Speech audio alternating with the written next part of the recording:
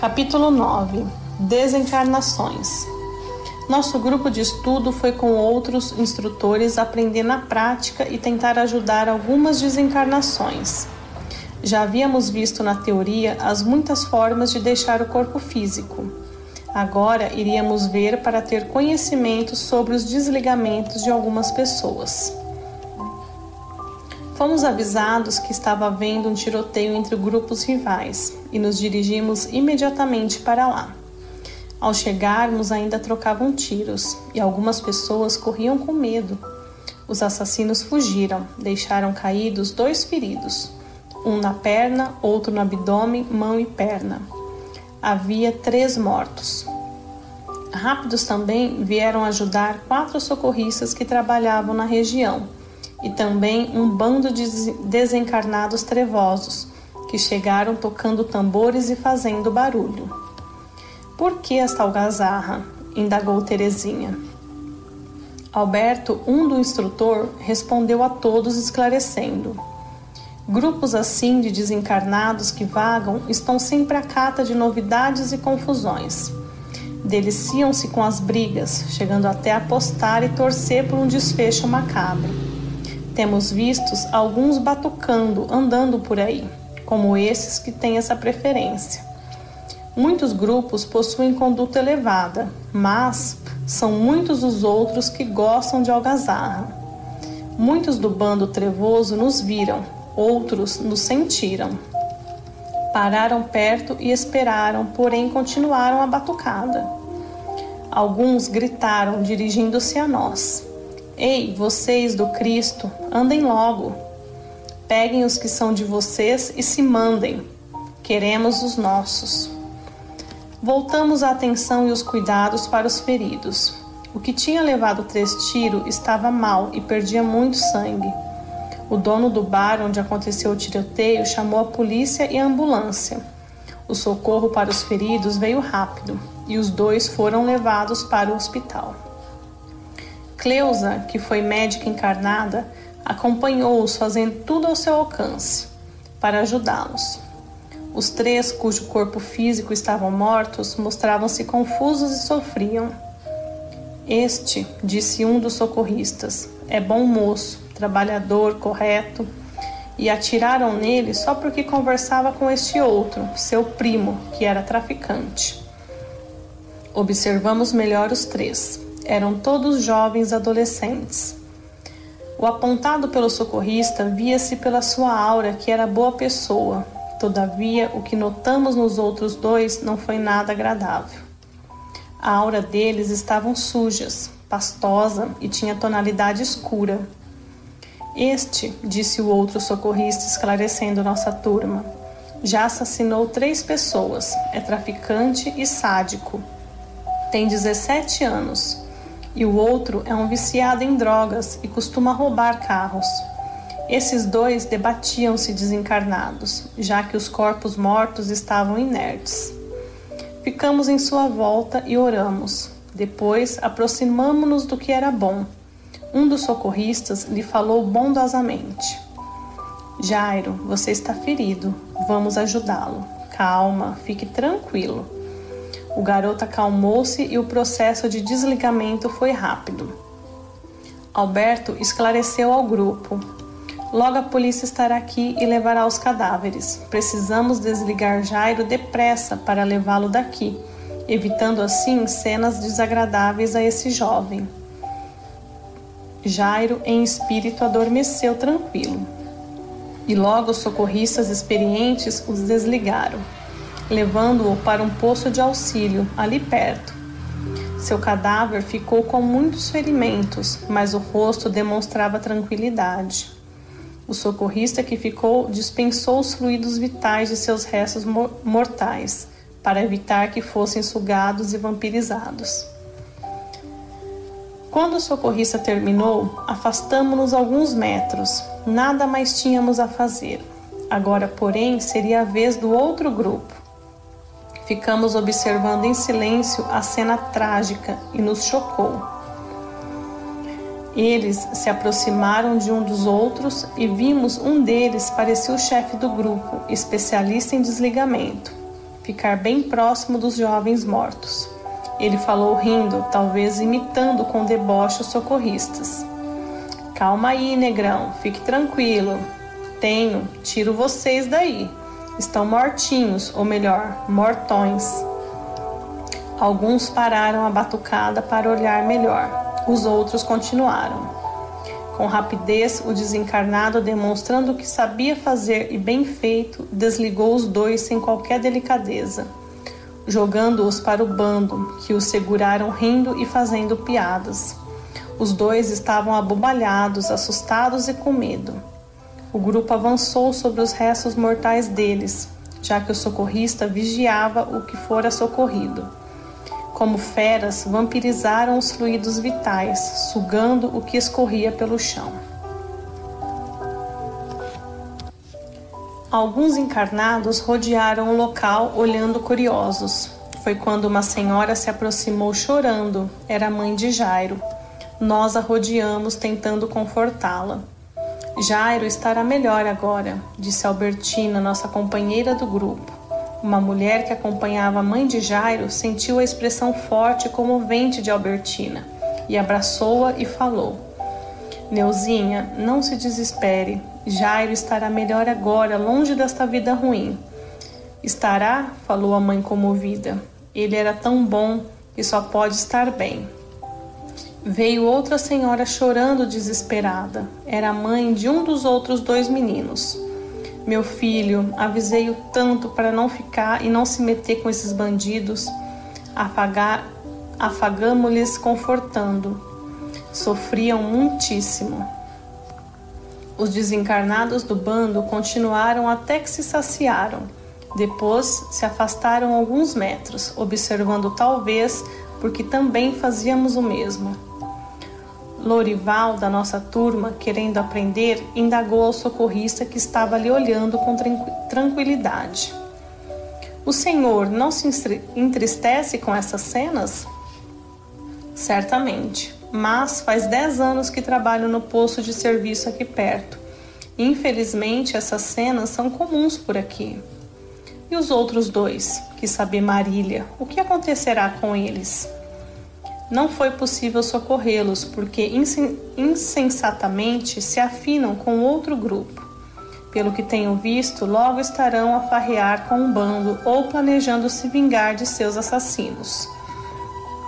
E o Jairo? Perguntou Lorival. Aceitará o socorro oferecido? Acredito que sim, replicou o socorrista pacientemente. É um bom garoto, afeiçoa-se ao bem e gostará do nosso posto. Mas ele é livre, poderá sair se quiser. A polícia chegou e começou o seu trabalho. Os do bando riram, ora xingando os policiais, ora o outro. Mas não se aproximaram. Quando os cadáveres foram levados, o socorrista despediu-se de nós. O bando também se afastou, fazendo muito barulho, levando os dois amparados que estavam quase inconscientes e não entendendo o que acontecia. Afastamo-nos silenciosos. Vimos a desencarnação de 3 jovens de modo violento e doloroso. Deixo claro que nem todos os que são assassinos têm a mesma maneira de desencarnar. Às vezes, quando há um tiroteio com desencarnação, o bando trevoso não comparece, nem os socorristas. Tenho visto alguns terem uma morte violenta e o desligamento ser compulsório, rápido. E o desencarnado fica perto do corpo morto sem entender o que ocorreu. Em outros casos, o desligamento acontece depois. O socorro depende muito do merecimento, como no caso do Jairo, ou de muitos fatores, como o desencarnado pedir ajuda a alguém ligado a ele, seja encarnado ou desencarnado. Claro que depois dos primeiros socorros, ele ficará abrigado se quiser. Fomos ver outro desligamento. Dirigimos-nos a um cemitério e lá visitamos um velório na sala 7, onde éramos esperados. Fomos estudar o desligamento de uma mulher, cujo corpo físico completava 5 horas sem as funções vitais. Estava num caixão lacrado e sua desencarnação aconteceu em decorrência da AIDS. 2 socorristas esperavam para começar o processo de desligamento. Logo após nos acomodarmos, eles se puseram a trabalhar. Havia poucos encarnados no velório e o enterro iria acontecer logo. Esta mulher, explicou um dos socorristas, teve a vida degenerada, mas ao descobrir que estava doente, foi em busca de cura num centro espírita. Não teve a cura do corpo, mas a doutrina muito fez por ela. Passou a ler livros espíritas, a ouvir palestras e mudou sua vida, modificando-se interiormente para melhor. Aceitou a doença e nos últimos tempos orava muito para ter socorro quando desencarnasse. Por isso estamos aqui. Ela dorme, não está sentindo nada. Antes de seu corpo morrer, deram-lhe medicamento para dormir e desencarnou adormecida. Alguns dos alunos já esclarecidos foram ajudá-los e em pouco menos de 1 hora estava desligada. Dormia tranquila. Pronto, disse o socorrista. Agora vamos levá-la para um hospital no plano espiritual, onde se recuperará.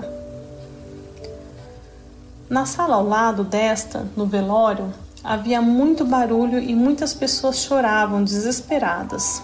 Aproveitando a oportunidade de aprender, fomos lá ver o que ocorria. De fato, vários encarnados ali presentes choravam sofrendo muito. Velavam o corpo de um adolescente. Um dos socorristas que trabalhavam com outros naquele cemitério acompanhou-nos e nos elucidou. Este garoto ia fazer 16 anos, mas suicidou-se, dando um tiro no ouvido. Foi levado ferido para o hospital, onde ficou 6 dias em coma, acabando por desencarnar. Ouvimos muitos comentários de encarnados. Dizem que foi por causa da namorada. Falam que se matou por ser homossexual. E foram muitos comentários maldosos. Não se deve fazer observações negativas de ninguém, principalmente no velório, pois devemos nos comportar como gostaríamos que procedessem no nosso. Mas o que nos levou a ficar para observar foi que o garoto estava desligado, só que perturbado, aflito e agoniado. Permanecia perto do corpo morto, sem se afastar, mas gritando desesperado, e querê-lo de volta ou revivê-lo para continuar sua vida como encarnado. Que imprudência! Exclamou Genoveva emocionada. Quis se matar e após fazê-lo quer o corpo de volta. Certamente, esclareceu Alberto. O garoto não pensou nas consequências de seu ato. Vendo seus pais e irmãos sofrerem tanto por ele, desesperou-se. Como também vendo o corpo morto e ele vivo, encheu-se de medo do desconhecido da nova vida que agora terá. Perto dele, tentando acalmá-lo e ajudá-lo, estava um senhor desencarnado, seu avô. Porém, o garoto não queria afastar-se dali e não aceitava ajuda. Os encarnados choravam e ele chorava também. Nisso, um tio do menino entrou no velório. Era um senhor espírita, com modos educados e com firmeza, recomendou aos pais e familiares. Por favor, sei que a dor é grande neste momento, mas vamos orar todos juntos. Vamos dar a nossa ajuda a ele, que tanto amamos, perdoando-o por seu ato insensato, pois não nos cabe julgá-lo, mas sim auxiliá-lo. Iniciamos rogando ao nosso Pai. Maior a ajuda que ele precisa para que possa ser socorrido pelos bons espíritos. Quietaram-se todos e o Senhor fez uma oração muito bonita, que foi acompanhada por todos, inclusive por nós desencarnados. O garoto parou de chorar e tentou orar, mas não conseguiu acompanhar as palavras do tio. Muitos fluidos o envolveram e por momentos ele se equilibrou e após a oração escutou claramente as palavras do tio que lhe falou mentalmente. Calma, não se desespere. Nada acabou com a morte do seu corpo. Somos eternos. Peça perdão, aceite o socorro. Fique calmo. Ele aceitou a ajuda do avô desencarnado, refugiou-se nos seus braços e dormiu. Só que seu sono era agitado e seu avô o levou para o abrigo num pequeno posto de socorro do plano espiritual, daquele cemitério. Os socorristas nos disse explicando: ele ficará em nosso abrigo até acordar. Quando fizer, seu avô e um orientador falarão com ele, e a ele caberá escolher o que quer ou não o socorro. Se aceitar, será levado a um hospital do plano espiritual, próprio para suicidas, e não sofrerá mais. Mesmo no hospital, demorará a se recuperar, porque lesou seu próprio corpo. Logo farão seu enterro, e como vimos, a atitude do Senhor Espírita foi de grande valia, demonstrando como as pessoas boas e com compreensão podem ajudar nos velórios. Fiquei impressionada com a expressão de terror e desespero do garoto. Sei que é bem triste e de muito sofrimento para os familiares a ocorrência do suicídio, mas não devem se desesperar nem blasfemar, e sim tentarem ajudar um ao outro, esforçando-se todos para auxiliar o suicida. Que vejam nele um imprudente que fazem muito mal a si mesmo, e a necessitar do perdão de todos e de muitas orações, colocando nelas um incentivo para que ele peça perdão, que rogue socorro e que aceite a ajuda oferecida, como também deseja-lhe paz e felicidade.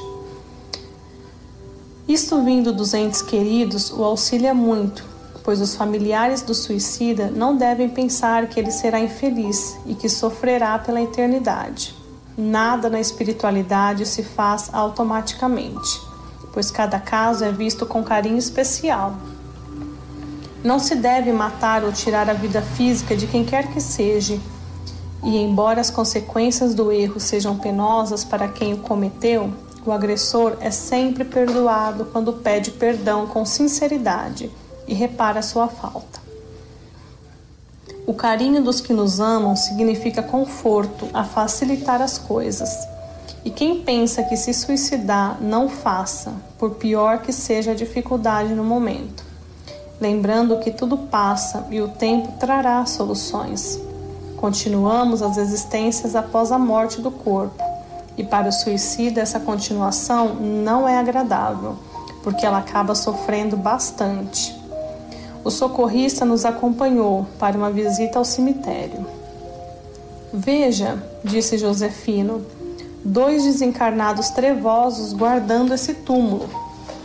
Aqui está enterrada há 9 dias uma senhora, esclareceu o socorrista. Como ela ainda está ligada ao corpo, os desencarnados fazem rodízio para vigiá-la. São muitos que querem vingar-se dela. Eles não poderiam desligá-la? Indagou Marília. Pelo que vimos, muitos desencarnados maus sabem fazer isto. Claro que poderiam, respondeu o socorrista. Mas vocês já viram como é triste o sofrimento de uma pessoa que fica após o desenlace, ligada ao corpo por dias? Sente a decomposição e os vermes a devorando. É por esse sofrimento que eles não a desligam. Só vigiam para que ninguém o faça ou, se o fizer por si mesma, saia e eles a percam de vista. Certamente, quando eles sentirem que ela está parando de sofrer no corpo em decomposição, a levarão para o umbral. Ela deve ter sido muito má para ter despertado tanto ódio assim, comentou Hugo. Tenho pena dela. Será que vocês, socorristas, não poderiam desligá-la, socorrê-la? Alberto, querendo que todos entendessem bem o que acontecia, nos convidou. Vamos nos aproximar para estudar e entender melhor este fato. Os 2 desencarnados que vigiavam não arredavam o pé do lugar. Embora se aquietassem com nossa presença, um deles, depois de gaguejar, esforçou-se para falar. Esta não é de vocês, e depois não estamos fazendo nada. Sei, respondeu o socorrista, viemos só para estudar. Vimos a senhora, seu corpo se decompunha a ela. Espírito estava desesperada, revoltada e indignada. Blasfemava contra Deus, achando injusto o seu sofrimento. É por isso, Hugo, que os socorristas não podem ajudá-la. Vamos orar por ela, esclareceu Alberto. Todos do grupo recolheram-se em orações. Fluidos nossos foram até ela, porém não a atingiram devido ao seu bloqueio negativo. Fluidos bons ou ruins são impostos, não lançados e recebidos quando queremos, e ainda podemos repelir qualquer energia que nos seja lançada. Quando oramos, ela por segundos pensou em Deus, mas não aceitou nossos pensamentos e sugestões de voltar ao bem. De forma que pelas orações recebem-se fluidos benéficos, mas se pensarmos negativamente, não se conseguem recebê-los. Enquanto orávamos, os 2 vigias afastavam-se alguns metros. Ficaram nos olhando e Cleusa dirigiu-se a eles. Vocês 2 não querem orar conosco? Não querem ajuda? Não precisam de auxílio? Por que não a perdoam? Calma aí, moça, respondeu um deles. Perdoar por quê? Ela nem pediu? E por que se preocupa conosco? Não queremos nada de vocês. Não queremos orar. Ajuda? Riu. Uma garrafa de pinga seria de bom gosto. Afastamo-nos e nos despedimos dos socorristas, agradecendo. Estávamos sendo aguardados num apartamento e para lá fomos para estudar o desencarne de uma senhora. Alberto explicou à turma. Essa senhora é muito boa, teve uma vida digna, fazendo do seu dia a dia um ato de amor. Ama a Deus profundamente, ama a si mesmo com maior respeito pela vida e ao próximo como a si mesmo. Entramos no apartamento. A senhora que viemos observar morava sozinha, estava no quarto deitada e lhe fazia companhia a filha, que estava na cozinha preparando o jantar. Muitos desencarnados bons ali permaneciam e vieram para estar com ela, porque a amavam. Alguns deles comentaram: ao saber que minha benfeitora iria desencarnar, pedi licença para vir ficar com ela, para transmitir-lhe o amor que venho devoto. Ela é tão boa, vou vibrar com carinho para que não sinta nada. A senhora estava acamada naquele dia e sentia-se indisposta. Ao pegar o copo de água para beber, um socorrista colocou um remédio na água e ela tomou, ficando sonolenta. 3 socorristas especializados começaram com delicadeza o desligamento. Após alguns minutos, o coração físico parou e também a respiração. O corpo carnal morreu, o perispírito separou-se dele e ela sorriu meigamente. Recebeu bons fluidos de todos os presentes e adormeceu tranquila. Os que ali estavam por amizade e carinho começaram a cantar canções bonitas que escutávamos nas colônias e postos. O ambiente se mostrava radiante e com vibrações de muita paz. O trabalho dos socorristas terminou e ela foi conduzida para uma colônia. Alguns a acompanharam, outros permaneceram ali. Vamos ficar até o enterro, disse um senhor. A filha veio dar uma olhada na mãe e pensou que dormia. Ao vê-la quieta, uma senhora desencarnada aproximou-se da filha e lhe pediu para ver melhor a mãe. Ela então notou que a mãe não respirava e entendeu que desencarnara. Ajoelhou e começou a orar, e lágrimas escorreram abundantes pela sua face. Após acalmar-se, sustentada pelos fluidos dos desencarnados presentes, levantou-se e foi tomar as providências que cabia no momento. Que diferença! Vimos uma desencarnada de quem muitos queriam vingar-se, e essa senhora com tantos a ajudar. Alberto elucidou-nos. A desencarnação é a continuação real da vida que tivemos, pois ligamo-nos através de nossos atos. Presenciamos 2 formas de viver diferentes e não precisamos saber o que fez uma a outra, mas concluímos como deve ter sido a vida delas. Diretrizes para o bem viver não nos faltam. Os ensinamentos de Jesus estão aí para todos e não é difícil segui-los. Felizes os que fazem do bem o objetivo de suas existências. Por que umas pessoas se apavoram tanto com a desencarnação e outras não? Indagou Hugo. Meditei por instantes. A pergunta era realmente interessante. Respondi tentando esclarecê-lo do melhor modo possível. Muitos realmente temem a desencarnação. O que normalmente acontece com alguns encarnados é que eles vivem as projeções, esperanças e ideias que preenchem seus pensamentos. Outros masoquistas ruminam incessantemente ofensas, dores e angústias, gostando até de se sentirem doentes para serem salvos de atenção. Têm medo de olhar a vida como ela é, e porque se conseguissem ver a realidade da vida, teriam de mudar radicalmente seus pensamentos, modos e atitudes, para que a vida não está delineada como seus desejos e recusas. Ela é o que é. Vejamos um exemplo. Quase sempre, diante da desencarnação de um ente querido, preocupamo-nos conosco, nos primeiros instantes, quando pensamos: ai meu Deus, que será de mim agora? Depois, diante da dureza da separação, ficamos preocupados e vemos que deveríamos ter tido atitudes bem mais amorosas e bem fazê-las com aquele ente querido que se foi. Jesus nos advertiu que estivéssemos vigilantes. Recomendou aos apóstolos: estejam cingidos os vossos rins, isto é, com cintos cingidos. Naquele tempo, viajava colocando os cintos pertences mais importantes da viagem. Recomendou-nos assim que estivéssemos sempre prontos para a viagem, referindo-se à desencarnação, porque a vida física não nos dá aviso prévio sobre isso. E assim passamos do plano físico para o espiritual, muitas vezes desprevenidos. Muitos encarnados não vivem esse ensinamento, essa verdade, daí a viver tanta vaidade, orgulho e prepotência.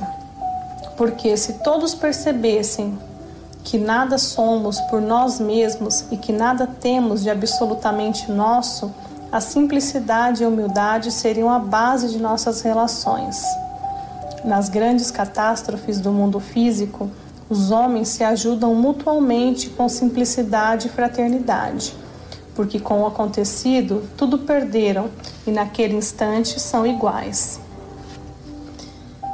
Passados os momentos dolorosos, vão aos poucos voltando às suas ilusões e a se explorar mutualmente. A humildade cultivada externamente representa vaidade e pretensão. A verdadeira modéstia somente existe quando não agimos com egoísmo e estamos totalmente conscientes de nossa pequenez. Se procedermos assim, veremos a realidade daquilo que somos e o que a vida é. Isso é fundamental para não perdermos nos caminhos das pretensões e vaidades humanas. Aqueles que seguem os ensinamentos de Jesus esquecem-se de que, se não se aprovam com a desencarnação, encarando-a como prosseguimento da vida, têm eles como ponto fundamental a glória de Deus, manifestada na vida, e não nos desejos pessoais. Agem como a lagarta, que está sempre pronta a aceitar com amor as transformações que a vida quer operar em sua existência. De lagarta faminta, transforma-se em bela borboleta, sustentada pela energia do néctar das flores. Mas para isso é preciso que amemos a Deus acima de tudo, acima de nós mesmos. Não o Deus distante, e sim o onipresente. É necessário pensar seriamente na desencarnação, como nos fazem-amento da vida e quisermos ter uma continuação, que o façamos por merecer. Vimos muitas desencarnações e todos nós do grupo aprendemos a desligar o perispírito do corpo físico. Lourival e Cleusa se emocionaram tanto que escolheram trabalhar após o curso socorrendo desencarnados. Meu amigo Antônio Carlos tem razão. Aprendemos muito quando ensinamos os outros o que sabemos. Gostei imensamente de participar deste curso.